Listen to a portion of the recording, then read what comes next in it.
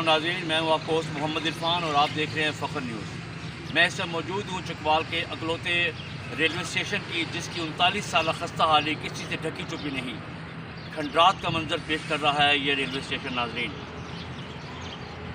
نہ کوئی کھڑکی دروازے، نہ کسی وڈیرے کی تصویر۔ یہاں سے گزرتے ہوئے آیت الکرسی کا بیت کرنا پڑتا ہے۔ رہی صحیح کسر من چلے نوجوانوں نے نکال دی۔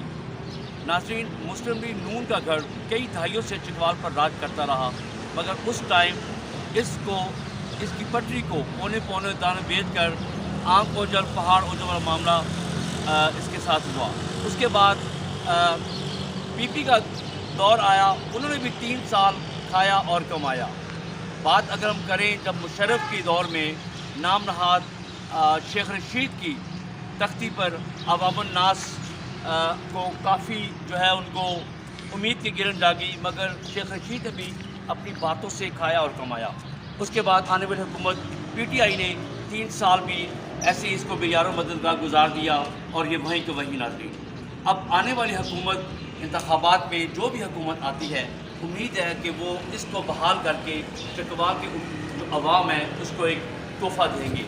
اگر میرا کیمرہ مین آپ کو دکھا سکے کہ اس کی بوسیدہ عمارت آپ یہ دیکھیں کہ اوپر سے ٹوٹی ہوئی ہے اور سارے اتنے جو بڑے کریکس آ رہے ہیں، یہ سامنے دیکھیں۔ اور اگر اس طرح اگر کیمرہ مین آپ کو دکھا سکے کہ اگر کیمرہ مین اگر آگے آ سکیں تو وہ دیکھیں، وہ گودام کا پارسل اور یہ سارا بلڈنگ۔ اب یہ چکوال کی جو عوام ہے ناظرین، وہ تقریباً 80% عوام جو ہے وہ غریب طبقے سے ان کا تعلق ہے۔